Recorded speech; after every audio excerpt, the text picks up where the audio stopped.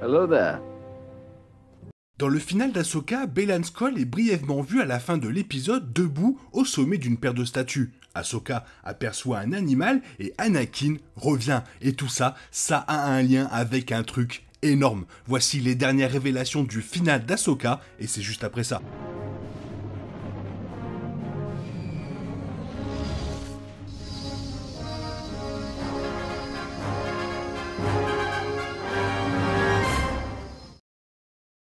Le personnage mystérieux de Ray Stevenson était absent pendant la majeure partie du final après s'être discrètement échappé pendant l'épisode 7. Au lieu de se concentrer sur le plan de Baylan Skoll, Dave Filoni a choisi de terminer la série avec l'évasion de Thrawn, aux côtés d'Ezra Bridger, Sabine Wren et Ahsoka Tano tentant de l'arrêter. Mais malgré la brève apparition de Baylan, les statues qu'il a trouvées répondent enfin à la question de savoir ce qu'il cherchait sur Peridea. Tout au long de la série, Baylan a laissé entendre qu'il cherchait une sorte de pouvoir au-delà des Jedi et des Sith, qui aurait été théorisé comme étant Abelot de Legends. Même si Baylan a aidé Morgan Elsbeth et a feint sa loyauté envers Thrawn, sa véritable motivation a été de découvrir la vérité derrière les histoires qu'il a entendues au Temple Jedi lorsqu'il était enfant. Il croit que la lutte pour le pouvoir dans la galaxie sera sans fin s'il n'agit pas lui-même pour y mettre fin. Et maintenant, il semble qu'il ait trouvé le pouvoir ancien dont il a besoin pour mettre fin au conflit une fois pour toutes. Dans le final, Baylan se tient au sommet de la statue du Père, un personnage de The Clone Wars saison 3 qui habitait dans le royaume mystérieux de Mortis avec ses enfants, le fils et la fille. Facilement l'arc le plus allégorique de tout Star Wars. Les épisodes dépeignent le royaume de Mortis comme un conduit par lequel circule l'intégralité de la Force. Avec la découverte des statues par Baylan, il semble clair qu'il cherchait ce conduit et avec lui le pouvoir d'exploiter, de contrôler le flux de la Force elle-même. Alors que Baylan se tient sur la statue du père, une statue du fils est également visible à la gauche du père. Cependant, la statue de la fille, à sa droite, a été détruite et délabrée. Dans The Clone Wars, la fille représentait le flux du côté lumineux de la force dans la galaxie. Et même si cela peut sembler une coïncidence symbolique, l'absence de sa statue en dit long sur l'état du côté lumineux dans la galaxie pendant la série. Après l'Ordre 66 et la destruction du Temple Jedi, il reste très peu de Jedi pour pratiquer le côté lumineux de la force. Alors que la fille représentait le côté lumineux de la force, le fils, lui, représentait le côté obscur. Pendant ce temps, le père servait d'équilibre entre les deux, veillant à ce que aucun ne l'emporte sur l'autre. Pendant la guerre des clones, Anakin Skywalker, Ahsoka Tano et Obi-Wan Kenobi se sont retrouvés transportés dans l'étrange royaume de Mortis. Là-bas, le fils a tenté de séduire prématurément Anakin du côté obscur, tandis que le père souhaitait qu'Anakin assume son rôle de maintien de l'équilibre dans la force. Dans l'arc Mortis, la fille a été accidentellement tuée par le fils qui l'avait poignardée. À plusieurs égards, sa mort représentait la destruction des Jedi et la montée du côté obscur. Tout comme le fils a pris le contrôle de Mortis et de la Force pendant un certain temps, Palpatine a également régné sur la galaxie. Cependant, le père s'est sacrifié afin de retirer le pouvoir du fils, mettant ainsi fin au dieu Mortis bien avant que la série ne se produise.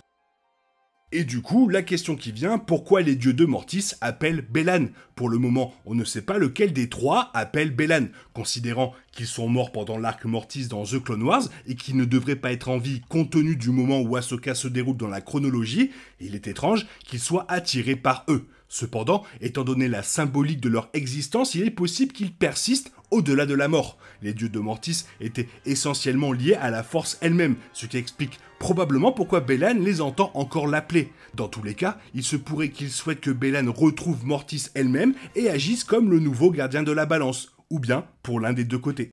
Donc, il est probable que la lumière que Baylan voit à l'horizon soit le monastère de Mortis vu dans The Clone Wars, alors qu'Anakin, Ahsoka et Obi-Wan ont peut-être été transportés spirituellement vers cet endroit, Baylan semble avoir trouvé le véritable lieu physique où réside le monastère. Si tel est le cas, alors Baylan Skoll a découvert le conduit de la Force elle-même.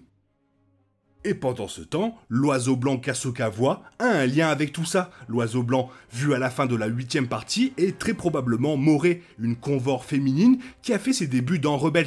Moré apparaît généralement dans les moments clés de l'histoire d'Ahsoka Tano, volant au-dessus de Dark Vador lorsqu'il visite l'épave du tribunal et trouve le sabre laser d'Ahsoka de l'époque de la guerre des clones. Moré est apparu de nouveau à Vador et Ahsoka sur Malachor et a ensuite conduit Ezra Bridger à trouver Ahsoka dans le monde entre les mondes. Moré est est également apparu sur une peinture murale représentant les porteurs de la force de Mortis, perchés sur l'épaule de la fille. Le lien de Moray avec la fille est intentionnellement laissé ambigu par Dave Filoni, l'oiseau étant peut-être une forme réincarnée de la fille ou simplement son animal de compagnie. Dans les deux cas, Moray est également connecté à Ahsoka Tano, probablement à cause de la fille, dans ses derniers instants transférant son essence de force à Ahsoka et la ramenant d'entre les morts après son meurtre des mains du fils. L'apparition de Moray à la fin d'Ahsoka n'est pas surprenante, étant donné que Tano a enfin fait la paix avec elle-même et son défunt maître, et qu'elle a également ramené Ezra Bridger dans la galaxie principale.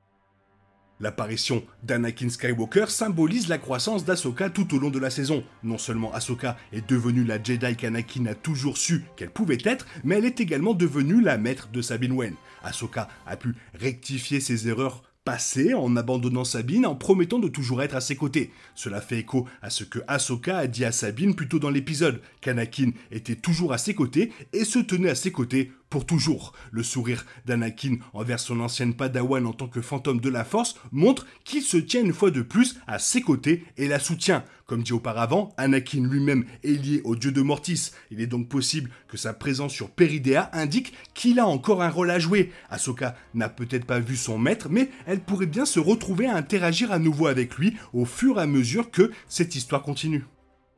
Pour finir, Ahsoka est écrit par Dave Filoni de Lucasfilm, connu pour son amour du Seigneur des Anneaux. La transformation d'Ahsoka en Ahsoka le Blanc, on va dire, est un hommage clair à Gandalf. Dans les romans classiques de Tolkien, l'action est divisée entre des lieux différents et distincts. La bataille contre les armées de Sauron est importante, mais le sort de toute la Terre du Milieu est décidé par la quête de Frodon et Sam vers le Mordor. Le modèle convient également ici. Ahsoka met en place une histoire se déroulant dans deux galaxies, avec la guerre contre Thrawn menée dans l'une, et Ahsoka et ses amis décidant potentiellement de l'équilibre de la Force dans une autre, avec Anakin en fantôme de la Force pour aiguiller tout ça.